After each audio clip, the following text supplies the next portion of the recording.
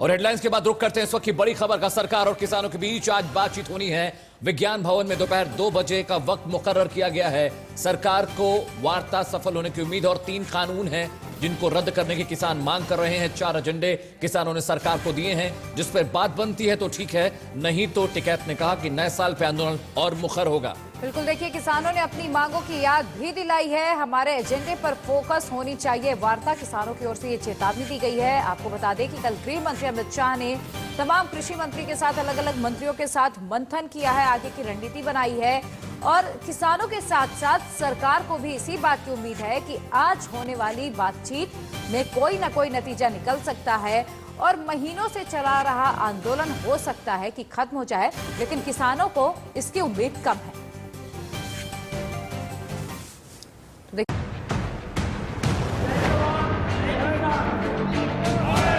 आज 34वां दिन है जहां पे लगातार सिंघू बॉर्डर में प्रदर्शन जारी है। किसान आंदोलन के अब टिकरी बॉर्डर और दिल्ली के बाकी बॉर्डर पे पहुंचे 1 महीने से ज्यादा हो चुका है। 30 दिसंबर को सरकार और किसान संगठनों के बीच 6वीं बार बातें होने जा रही है। 26 जनवरी तक करीबन 1 करोड़ से ज्यादा और किसान इस पूरे आंदोलन में आके जुड़ सकते हैं। देखो ये हाल निकलेगा, अच्छी बात है, नहीं निकलेगा तो हम डटे हुए हैं। अगर बात नहीं मानती हैं तो हम उग्र आंदोलन होगा और इनको मुंह तोड़ जवाब देंगे। नया साल विद्रोह का क्या बढ़ जाएगा बवाल?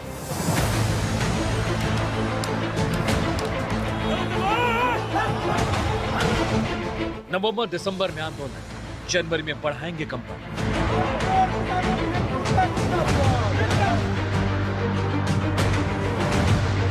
सरकार का संदेश आया है, किसानों के लिए क्या लाया?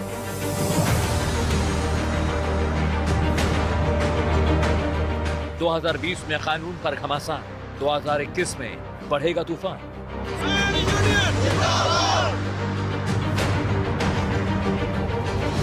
किसान का खून उबला, सरकार का किया है नया फॉर्मूला।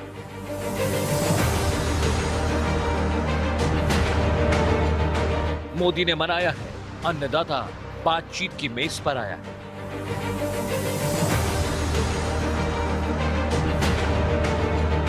आंदोलन से होगा बॉर्डर बरी, बड़ी खबर ला रही है जनवरी। क्या नए साल से पहले खत्म हो जाएगा किसान आंदोलन? और किसान आंदोलन का आज 35वां दिन है। इसी बीच सर्दी का सितम और भी तीखा हो गया है, खासकर रात और सुबह के वक्त। और वहीं दूसरी ओर किसान हैं कि अपनी जगह से हिलने के लिए तैयार नहीं है। लेकिन इस बीच गुजरात से आए किसान ने यहां मच्छरदानी वाले टेंट की व्यवस्था की है। आर्मी जैसे दिखने वाले टेंट के भीतर और क्या क्या व्यवस्था है, बता रहे हैं इंडिया न्यूज संवाददाता। लेकिन धीरे धीरे जो व्यवस्थाएं हैं वो भी किसान बढ़ा रहे हैं। और मैं इस समय दिल्ली यूपी की सीमा गाजीपुर बॉर्डर पर मौजूद हूं। आप देखिए किसान यहां पर रात काटने के लिए अलाव की व्यवस्था करते हैं, लेकिन थोड़ी बहुत जो व्यवस्था और कर सकते हैं उसमें इस तरह की व्यवस्था कुछ किसानों ने की है। आप देखिए इस तरह के ये टेम्परेरी टेंट्स लगा दिए गए हैं जिसमें ये आपको मच्छरदानी भी दिखाई देगी। क्या कुछ इसमें है वो इनसे पूछ लेते हैं जो यहाँ पर रह रहे हैं। कहाँ से आए हैं जी आप? जी हम गुजरात से आए हैं। गुजरात से आप यहाँ आए हैं, किस तरह से व्यवस्था कर रहे हैं? दिनों रात कैसे कट रहे हैं? बहुत टफ हो रहा होगा। बहुत मुश्किल है, मुश्किलों का सामना करना पड़ रहा है और देखते हैं कब तक ये आंदोलन चलेगा। हम साथ में ही हैं। रात को ठंड लगती है? ठंड तो बहुत लगती है जी। हालांकि ये जो चीजें आपने व्यवस्था की है इससे कितना थोड़ा फायदा मिल पा रहा है? फायदा है, बस थोड़ा सा छत मिल जा रही है कहने के लिए और ठंड से बच ही जाते हैं थोड़ा बहुत। कितने लोग चले जाते हैं? हम चाहेंगे आप दिखाएं एक बार इसके अंदर कितने लोग इसमें एक बार में चले जाते हैं। वो बता रहे हैं कि 2 लोग चले जाते हैं। आप देखिए ये जो जाली है वो उन्होंने खोली और उसके अंदर वो जाएंगे। और बात करते करते मुझे इसके अंदर मोबाइल पोर्ट्स भी नजर आ रहे हैं। देखिए मोबाइल चार्जिंग की व्यवस्था यहाँ पर की गई है, चार्जर यहाँ पर है और कुछ पास से जनरेटर से बिजली का पोर्ट लिया गया है और 2 लोगों के लिए सफिशिएंट है।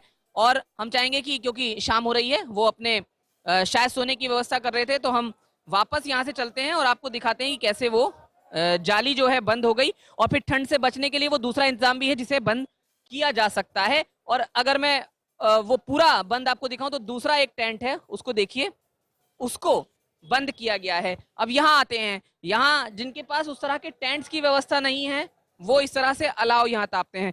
कितनी ठंड लग रही है जी? रात के समय बहुत मुश्किल होता होगा। हाँ, खूब ठंड लग रही है। रात कैसे बीत पाती है? अरे भाई काफी ठंड लग रही है भाई, समय बड़ा टाइट गुजर रहा है। समय की ठंड में बहुत ज्यादा ठंड पड़ती है रात को, सुनना पड़ता है। तापने के बाद टाइम काटते हैं सड़क पे। बच्चा भी आपके साथ है? बच्चा हमारे साथ है, बच्चा भी हमारे साथ है भाई। सड़क पर बैठकर गुजारा कर रहे हैं, सड़क पर पड़े ठंड पड़ती है। तो सड़क पर जिंदगी बिता रहे हैं किसान, ये सीधे तौर पर कहें, और उनके साथ उनके बच्चे भी हैं। उधर किसान आंदोलन के मुद्दे पर केंद्र सरकार के रुख को जानने के लिए हमारे संवाददाता ने कृषि एवं किसान कल्याण राज्य मंत्री कैलाश चौधरी से खास बातचीत की। सुनिए। हमारे साथ बातचीत के लिए इसमें मौजूद है केंद्रीय कृषि राज्य मंत्री कैलाश चौधरी जी। कैलाश जी, कल सरकार और किसानों की एक बार फिर से बातचीत है, कितनी उम्मीद है?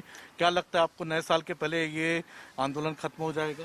हम पूर्ण आशावान हैं और भगवान से प्रार्थना करते हैं कि इसका समाधान कल हो जाए, क्योंकि देश के अन्य क्षेत्र के अंदर जो किसान इस बिल का समर्थन कर रहे हैं, उनकी भावना को भी, जो बॉर्डर पर बैठे किसान उनकी भावना को भी समझेंगे कि वास्तव में जो किसान लंबे समय से मांग कर रहा था कि हमें आज़ादी चाहिए और इस बिलों के अंदर आज़ादी मिली है, देश का किसान अपने मनचाही रेट के ऊपर मनचाही स्थान पर बेच सकेगा, तो ये किसानों की स्वयं की मांग थी। इसीलिए देश के अन्य क्षेत्रों से किसान इसका समर्थन कर रहे हैं और कल जो वार्ता होगी उसके अंदर निश्चित रूप से मुझे आशा है कि जो वार्ता होगी उसमें एक सकारात्मक परिणाम पर पहुंचेंगे और सौहार्दपूर्ण वातावरण के अंदर बैठक होगी और उसके अंदर एक किसानों के जो ये गतिरोध है वो निश्चित रूप से दूर होगा।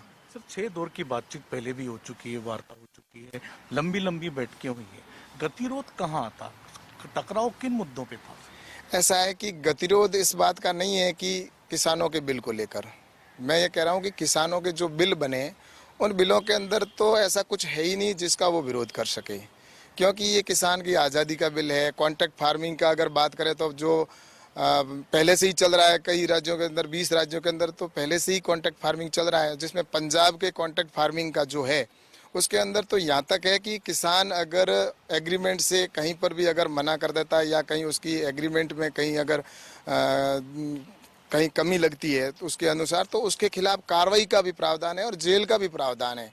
लेकिन हमने जो कानून बनाया उसके अंदर किसी प्रकार का कोई भी फैसला होगा वो किसान के विरुद्ध में फैसला नहीं होगा, सिर्फ जो एडवांस में लिया वो वापस देने का। इसके अतिरिक्त न तो कोई जमीन किसी संबंधित कोई उनको कुड़क करने का प्रावधान है, न कोई संपत्ति को उसकी कुड़क करके और उस ट्रेडर को देने का है। इसमें जमीन का एग्रीमेंट भी नहीं हो सकता, इसमें सिर्फ फसल का एग्रीमेंट होगा। तो ये सारा जो है ये किसान के हित में और किसानों के लिए ये बिल बना है। वहीं कांग्रेस के वरिष्ठ नेता राहुल गांधी ने एक बार फिर किसान आंदोलन के बहाने केंद्र सरकार पर तीखा हमला बोला है। राहुल गांधी ने ट्वीट करते हुए सरकार पर निशाना साधा और कहा, युवा पर बेरोजगारी की मार, जनता पर महंगाई का अत्याचार, किसान पर मित्रों वाले कानून का वार, यही है मोदी सरकार। और देखिए उधर उत्तर प्रदेश के बागपत में भाकुई के राष्ट्रीय अध्यक्ष नरेश टिकैत ने केंद्र सरकार को चेतावनी दी है। टिकैत ने सरकार के नुमाइंदों से सोच समझकर बयान देने की नसीहत दी है।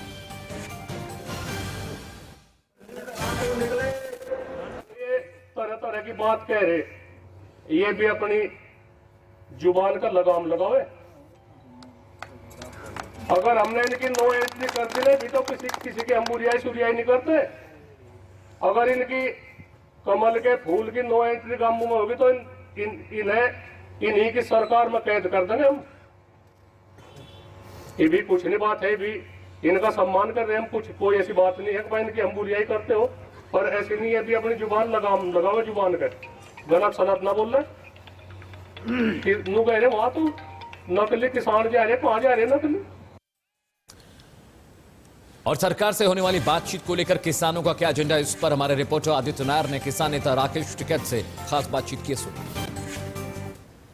देखो, सरकार से को हमने एजेंडा अपना दे दिया है, जो हमारे 4-5 एजेंडे हैं वो सरकार को दे दिए।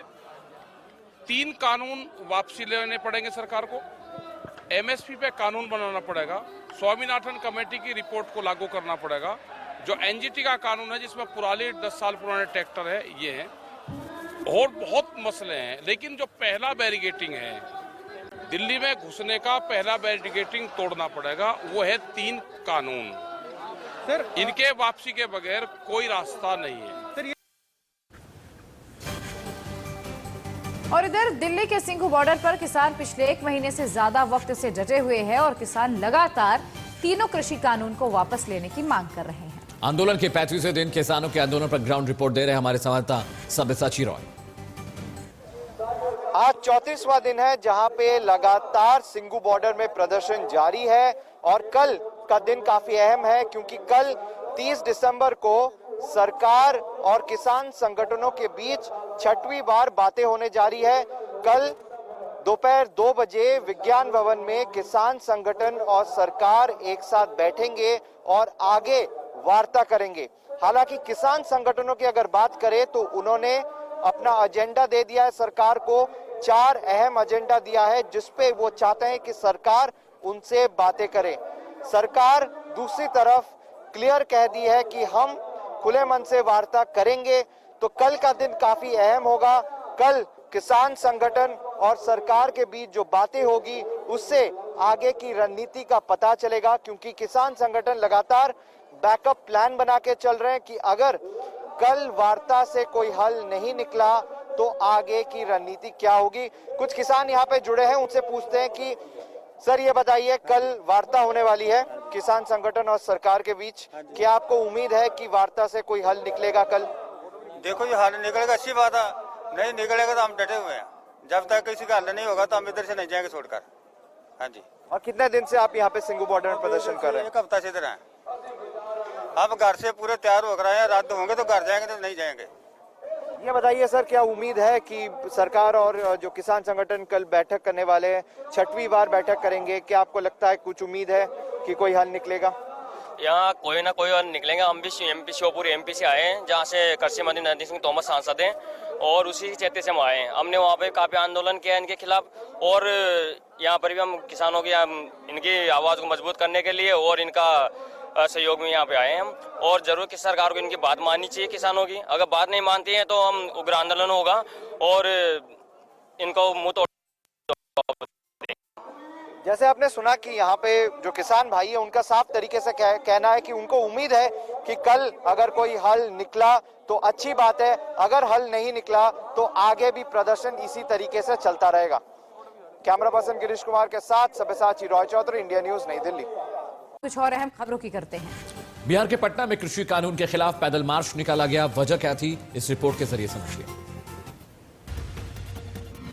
बिहार की राजधानी पटना में लेफ्ट पार्टियों ने कृषि कानून के खिलाफ बड़ी रैली निकाली। ये कार्यकर्ता राजभवन तक पैदल मार्च निकाल रहे थे।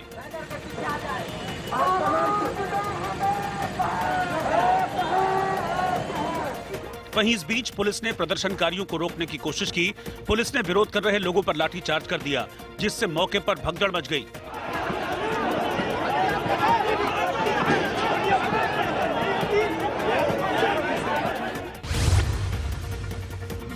पश्चिम बंगाल के बीरभूम में मुख्यमंत्री ममता बनर्जी ने शक्ति प्रदर्शन किया और पैदल मार्च निकाला। इस पैदल मार्च में हजारों की संख्या में कार्यकर्ता शामिल हुए।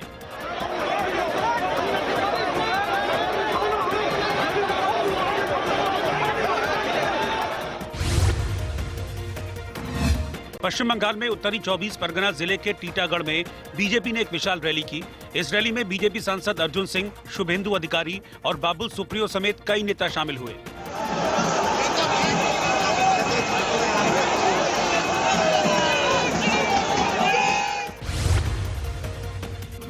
तमिलनाडु में नमक्कल के रासीपुरम में सीएम ई पलानीसामी ने चुनाव प्रचार किया। इस प्रचार अभियान में कार्यकर्ताओं की भारी भीड़ जुटी। नामक्कल मावट्टम और रासियाना मावट्टम। त्रिपुरा की राजधानी अगरतला में सीपीआईएम यूथ और दूसरे छात्र संगठनों ने बीजेपी के खिलाफ विशाल प्रदर्शन किया। छात्रों ने बीजेपी पर हमले का आरोप लगाया और नारेबाजी की।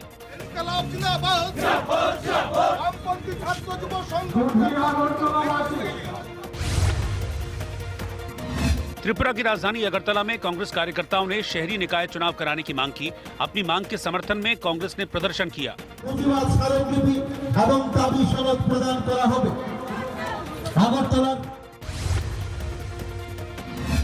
मध्य प्रदेश में रतलाम जिले के जाबरा से एक वीडियो वायरल हो गया, जिसमें कुछ लोग मकान की छत पर फायरिंग करते हुए देखे गए। इसमें लोगों ने बारी बारी से फायरिंग की।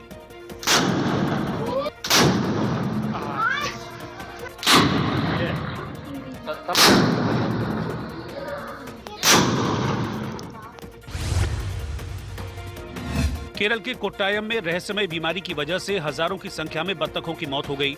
बत्तखों की मौत की जांच की जा रही है।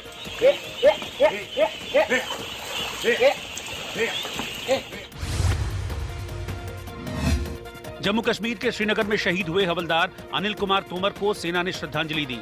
श्रद्धांजलि के दौरान हल्की बर्फबारी हो रही थी। हवलदार अनिल कुमार शोपियां में सर्च ऑपरेशन के दौरान शहीद हो गए थे।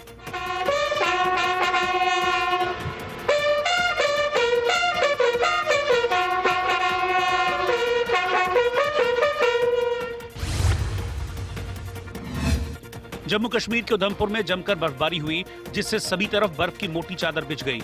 इस बर्फबारी का सैलानियों ने जमकर लुत्फ उठाया।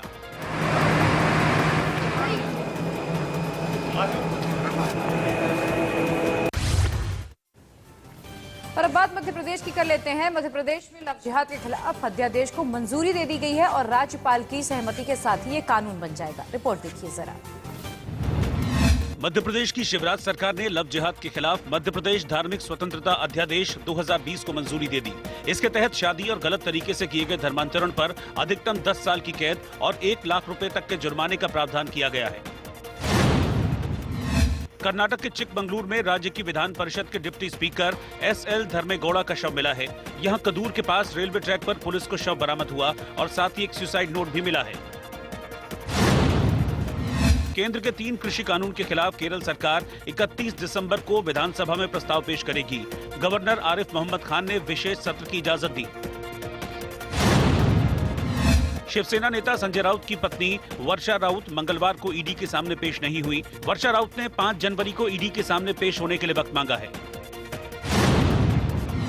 भारत में ब्रिटेन से लौटे 6 लोगों में नए स्ट्रेन की पुष्टि हुई है। इस घटना के बाद बेंगलुरु, हैदराबाद और पुणे में अलर्ट जारी किया गया है।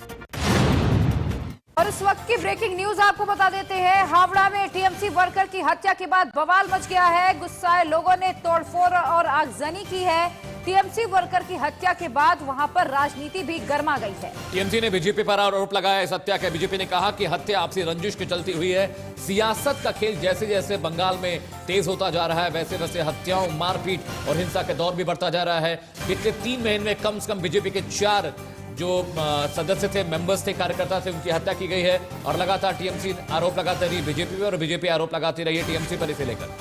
बिल्कुल, देखिए हावड़ा में टीएमसी कार्यकर्ता की हत्या हुई है। हालांकि बीजेपी ने कहा है कि ये टीएमसी में आपसी रंजिश का नतीजा है कि टीएमसी वर्कर की हत्या हुई है। और आपको बता दें, इसके बाद वहां पर राजनीति एक बार फिर से गर्मा गई है। चूंकि टीएमसी की ओर से कहा गया है कि बीजेपी पर यह आरोप टीएमसी ने मढ़ दिया है, लेकिन बीजेपी से नकार रही है। और बीजेपी का कहना है कि टीएमसी में जिस तरीके से आपसी कलह चल रहा है, आपसी गतिरोध बढ़ रहा है, उसी के चलते ये हत्या हुई है।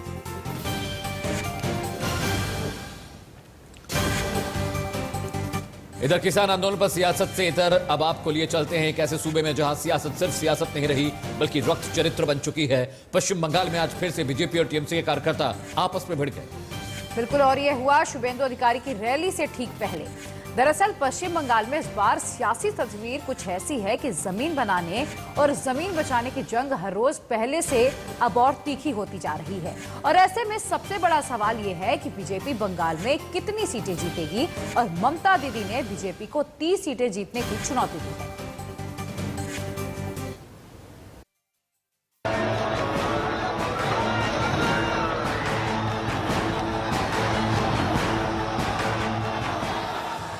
पश्चिम बंगाल का रण अब प्रचंड हो चुका है।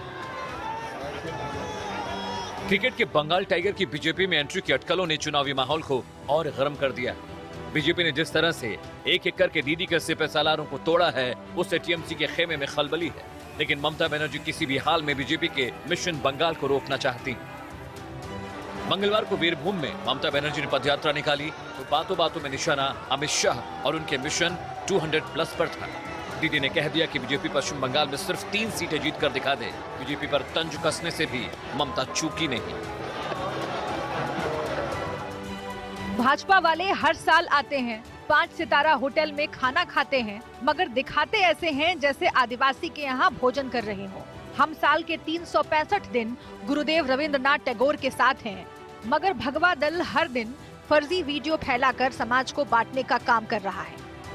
टीएमसी के कुनबे में जिस तरह भगदड़ मची और एक एक करके कई तृणमूल नेता बीजेपी में शामिल हुए, उसका असर दीदी की सियासी जमीन पर पड़ना तय माना जा रहा है।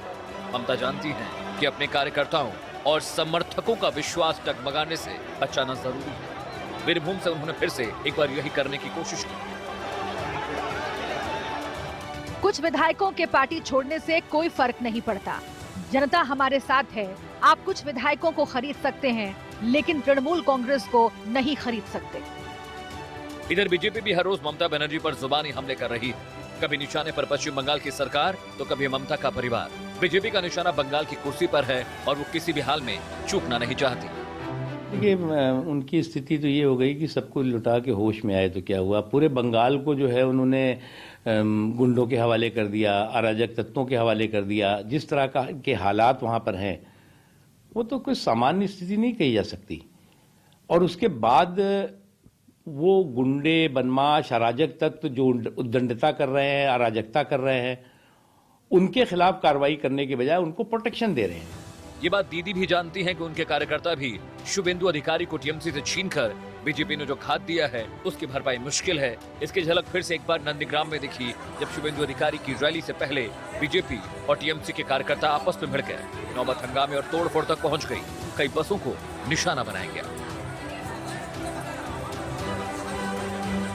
इस तरह की तस्वीरें पश्चिम बंगाल में आम हैं। चुनाव नजदीक आते ही सियासी अदावतें बढ़ती जा रही हैं।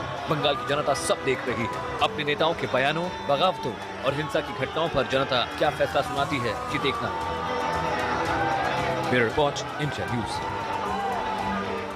इधर किसान आंदोलन का हल सरकार कब तक निकाल पाती है, जानने समझने के लिए थोड़ा सा इंतजार करना होगा। लेकिन लगता है पश्चिम बंगाल में बीजेपी ने अपनी सबसे बड़ी समस्या का हल ढूंढ लिया है। सौरभ गांगुली ने पश्चिम बंगाल के राज्यपाल जगदीप धनखड़ के साथ मुलाकात की तो इसे सौजन्य मुलाकात बताया। लेकिन समझदारी यही मान लेने में है कि चुनावी मौसम में कुछ भी सियासत से परे नहीं होता। और अब ऐसे में सवाल ये उठने लगे हैं कि पश्चिम बंगाल में एक प्रभावी चेहरे की तलाश में जुटी बीजेपी क्या किसी बड़ी योजना पर काम कर रही है? क्या बंगाल में बीजेपी के लिए चेहरे का सूखा क्रिकेट का बंगाल टाइगर दूर कर पाएगा? क्या बंगाल में दीदी बनाम दादा की लड़ाई देखने के लिए मिलेगी? रिपोर्ट के जरिए समझिए।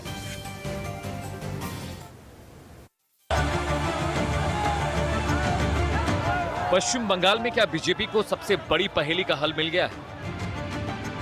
क्या बीजेपी को आने वाले चुनाव के लिए चेहरा मिल गया है?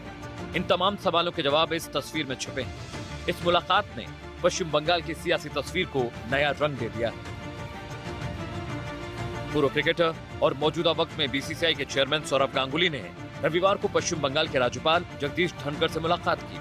मुलाकात तकरीबन 2 घंटे तक चली, लेकिन आने वाले कई घंटों के लिए पश्चिम बंगाल की सियासत में हलचल पैदा हो गई। सवाल पूछे जा रहे हैं कि क्या बीजेपी ने आने वाले विधानसभा चुनाव में दीदी के टक्कर में दादा को उतारने की प्लानिंग कर ली है? सौरभ गांगुली भारतीय क्रिकेट टीम का नेतृत्व करने वाले पश्चिम बंगाल के इकलौते क्रिकेटर हैं और आज अगर पश्चिम बंगाल बीजेपी नेतृत्व के सूखे का इलाज ढूंढ रही है तो निगाहें दादा पर जाकर टिक जाना कोई हवाई बात नहीं। कारण ये कि सौरभ गांगुली के राजनीति में आने की अटकलें कोई पहली बार नहीं लगाई जा रही हैं। सौरभ का नाम पहले भी कई राजनीतिक पार्टियों के साथ जुड़ा है, पर चुनाव से एन पहले जिस रफ्तार से बीजेपी का कुनबा बढ़ रहा है, किसी भी मुलाकात को सियासत से परे नहीं रखा जा सकता।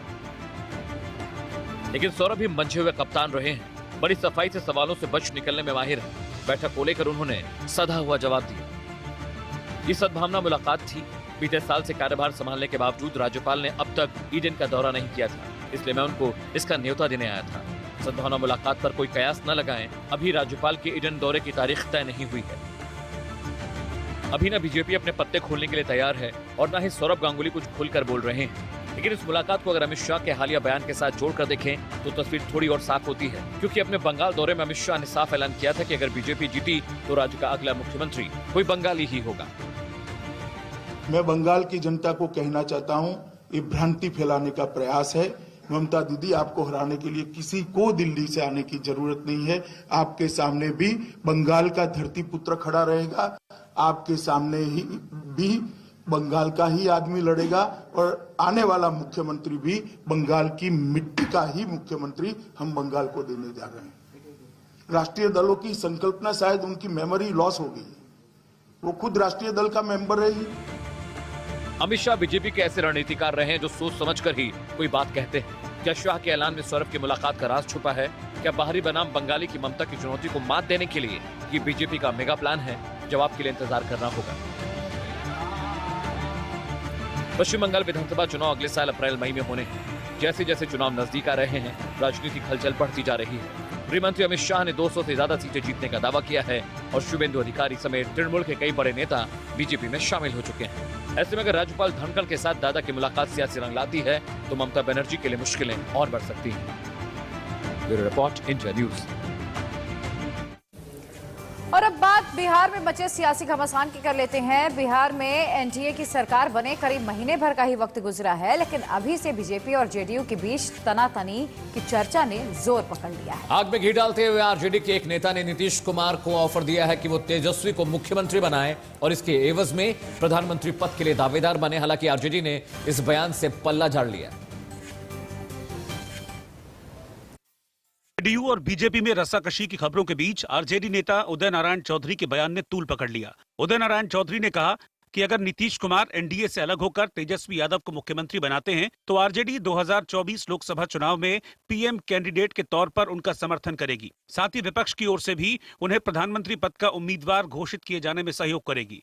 आरजेडी नेता का बयान उस वक्त आया है जब अरुणाचल प्रदेश में जेडीयू के विधायकों के बीजेपी ज्वाइन करने से नीतीश कुमार नाराज बताए जा रहे हैं। इसके बाद नीतीश कुमार ने कहा कि बीजेपी ने जबरदस्ती सीएम बनाया और वहीं पार्टी के नए अध्यक्ष आरसीपी सिंह ने भी बीजेपी पर साजिश करने का आरोप मढ़ा है। लेकिन क्या जेडीयू की नाराजगी से आरजेडी को सरकार बनाने का मौका मिल सकता है? इस सवाल पर चर्चा तो है, लेकिन आरजेडी और कांग्रेस मौन है। नीतीश जी जब वहां से साथ छोड़ने के लिए तैयार नहीं है, मुख्यमंत्री की कुर्सी जो है वहां छोड़ने के लिए तैयार नहीं है, तो मुख्यमंत्री की कुर्सी छोड़ करके यहाँ क्यों आएंगे?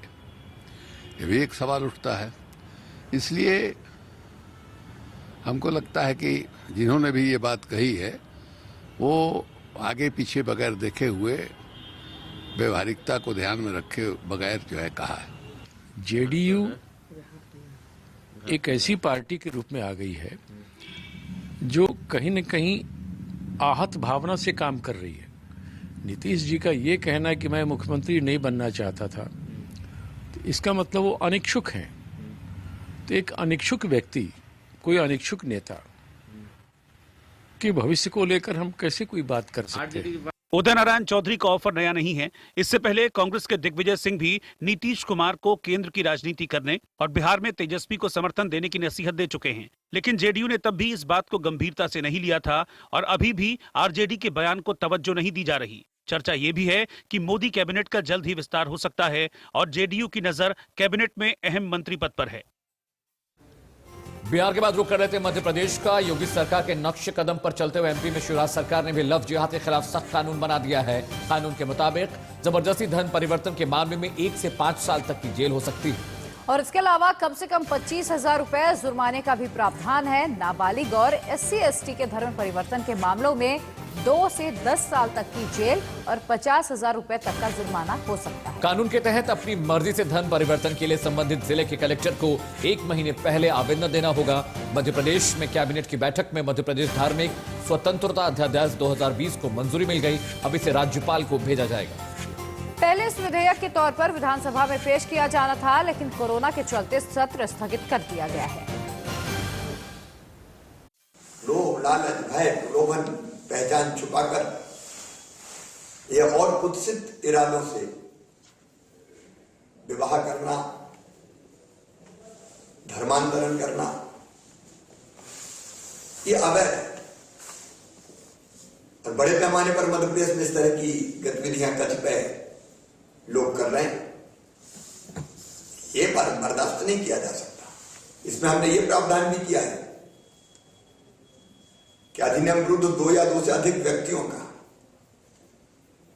एक ही समय में सामूहिक धर्म परिवर्तन किए जाने पर न्यूनतम 5 वर्ष और अधिकतम 10 वर्ष तक का कारावास और न्यूनतम 1 लाख रुपए का अर्थदंड तक की सजा। इधर लव जिहाद के खिलाफ एमपी में बना कानून कैसा है और कितना कारगर होगा, इस पर एमपी के गृह मंत्री नरोत्तम मिश्रा ने इंडिया न्यूज से एक्सक्लूसिव बातचीत की। देखिए सर। इस वक्त हमारे साथ गृह मंत्री नरोत्तम मिश्रा हैं। मिश्रा जी, लव जिहाद के खिलाफ काफी लंबे समय से आप लोग कह रहे थे कानून बनाएंगे और आज कैबिनेट अध्यादेश दिया है, आज पारित किया है और जो भारतीय जनता पार्टी की सरकार है, जो कहती है करती है। कमलनाथ जी की तरह तो हम कुछ नहीं करते कि जो कहें वो एक भी नहीं करें। हमने कहा था लाएंगे तो ले आए। इसमें 19 आप लोगों ने संशोधन किए हैं, कांग्रेस कह रही है कि वही पुराना बिल है। नहीं नहीं नहीं, ऐसा नहीं। कांग्रेस तो तुष्टीकरण की राजनीति करती है। 1968 और 2020 के बिल में मैं बताता हूँ, वो उनको बताएं आप कैसे वो नहीं है। उसमें वो वो जमानती था, ये गैर जमानती है। एक उसके अंदर जो सहयोगी है उसको इतनी सजा का प्रावधान नहीं था, इसमें है। उसके अंदर पुजारी, मौलवी, इन लोगों को निकाह विवाह कराने वालों को सजा का प्रावधान नहीं था, इसमें है। उसमें दान देने वाले और लेने वालों को सजा का प्रावधान नहीं था, इसमें है। उसमें जो परित्यक्ता हमारी बेटी बहू होती थी, उस बेटी बहू को गुजारा भत्ते का प्रावधान नहीं था, इसमें है। उसके अंदर जो संतान थी उसकी, वो संपत्ति में हकदार नहीं थी, इसमें है। ऐसे 19 अलग चीजें हैं। और इसलिए 2020 का अध्यादेश आने के बाद 1968 का अध्यादेश आज से शून्य हो जाएगा, महामहिम के दस्तखत के बाद। और देखिए इधर लव जिहाद पर यूपी में कानून बने 1 महीना हो गया है और इस 1 महीने में यूपी में लव जिहाद के 14 मामले दर्ज किए गए हैं। पुलिस ने 51 लोगों को इस कानून के तहत गिरफ्तार किया है, जिनमें से 49 अभी जेल में हैं। दर्ज हुए 14 में से 13 मामलों में हिंदू महिला को जबरदस्ती इस्लाम धर्म में परिवर्तन के लिए बाध्य किए जाने की शिकायत की गई है, लेकिन सिर्फ 2 मामले में शिकायत करने वाली खुद पीड़ित महिला रही है। यानी 14 में 12 मामलों में शिकायत महिला के रिश्तेदार या हिंदू संगठनों ने की है।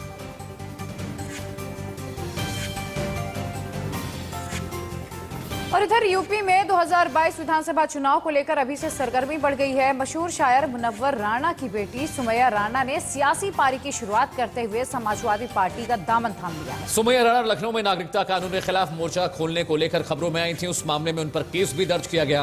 अब बाकायदा सियासी पारी शुरू करने के मकसद से सुमैया ने समाजवादी पार्टी ज्वाइन कर ली है। पार्टी अध्यक्ष अखिलेश यादव की मौजूदगी में उन्होंने पार्टी की सदस्यता ग्रहण की। उनके अलावा बीएसपी से निष्कासित किए गए 2 नेताओं ने भी समाजवादी पार्टी ज्वाइन की है। बीते कुछ वक्त से कांग्रेस और बीएसपी के कई नेताओं ने समाजवादी पार्टी की सदस्यता ली है। इस मौके पर अखिलेश यादव ने राज्य में सरकार बनाने का दावा किया और बीजेपी पर तीखा हमला बोला। समाजवादी पार्टी में शामिल हो रही सुमैया राणा जी, उनके साथ जितने भी और साथी शामिल हो रहे हैं, मैं उन सब का बहुत बहुत धन्यवाद और स्वागत करता हूं। गोंडा और आसपास के देवीपाटन मंडल के बहुत ही महत्वपूर्ण नेता कार्यकर्ता आज समाजवादी पार्टी में बड़ी संख्या में शामिल हो रहे हैं, सदस्यता ले रहे हैं और आने वाले समय में समाजवादी लड़ाई को और गरीबों तक पहुंचाने के लिए लगातार काम करेंगे। वहीं यूपी सरकार के मंत्री मोहसिन रजा ने भी अखिलेश यादव पर तीखा पलटवार किया। सुनिए उन्होंने क्या कहा। राष्ट्र विरोधी शायर मुनव्वर राणा की बेटी को ज्वाइन कराया, जो अभी चंद दिन पहले तक देश में और उत्तर प्रदेश में घूम घूम कर देश के कानून के खिलाफ लोगों को भड़का रही थी, लोगों को बाकायदा उकसा रही थी, बवाल करा रही थी, पत्थरबाजियां करा रही थी। वो उसको आज उन्होंने अपने मंच पर बुलाकर ये बात साफ कर दी कि जो देश विरोधी गतिविधियों में रहेगा, जो आतंक के समर्थन में खड़ा होगा, उसके बाप को आप सबने देखा कि कुछ दिन पहले अभी उसने साफ तौर पर कहा मुनव्वर राणा ने कि आतंकी अगर कत्ल कर रहे हैं तो सही कर रहे हैं, उनका अधिकार है। तो आतंकियों को महिमा मंडित करने का अधिकार समाजवादी पार्टी के पास है। आगे बढ़ते हैं, बात पाकिस्तान की कर लेते हैं। पाकिस्तान के 137 नागरिक अपने देश लौट गए। लॉकडाउन से पहले भारत में आए 137 पाकिस्तानी नागरिक वाघा अटारी बॉर्डर से अपने देश लौट गए। इस मौके पर पाकिस्तान लौट रहे लोगों ने भारत सरकार का शुक्रिया अदा किया।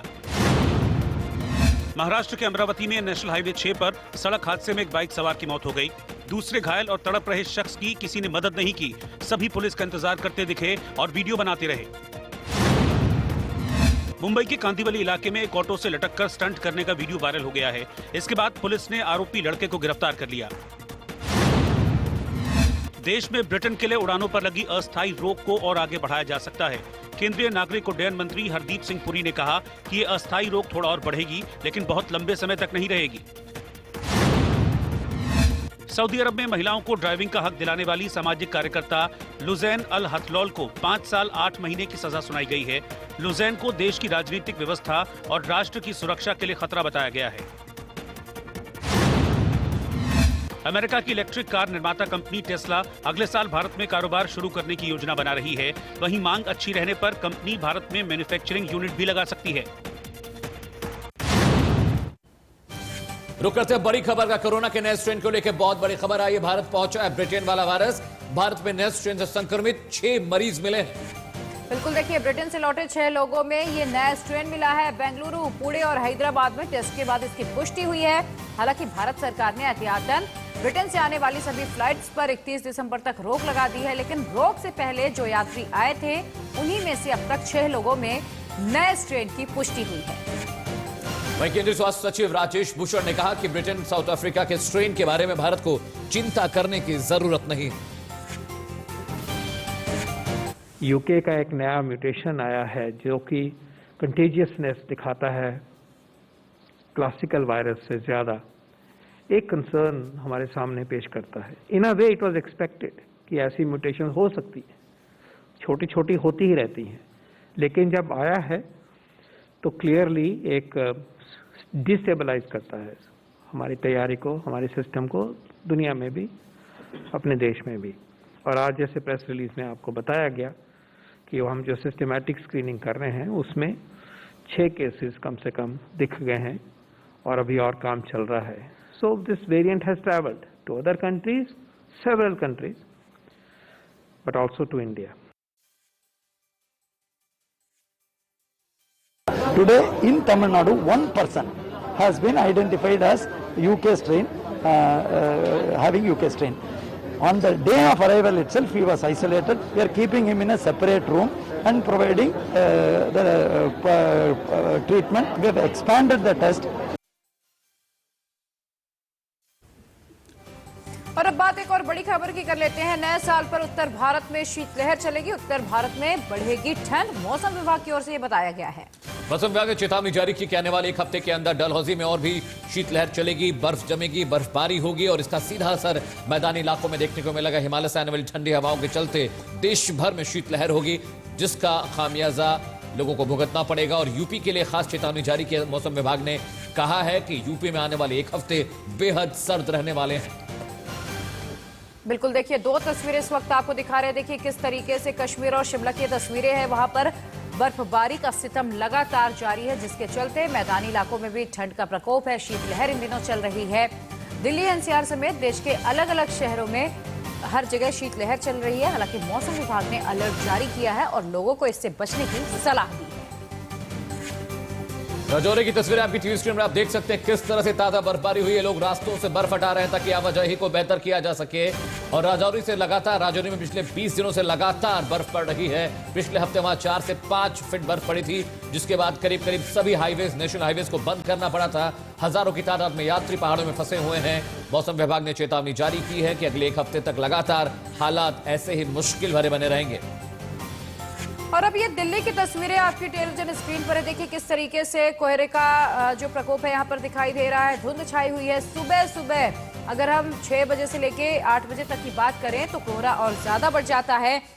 और देखिए विजिबिलिटी लेवल बेहद कम है। तो एक तरफ पहाड़ी इलाकों में बर्फबारी का सितम जारी है, तो वहीं दूसरी ओर मैदानी इलाकों में शीतलहर का प्रकोप है। और इस बुलेटिन में हमारे साथ फिलहाल इतना ही।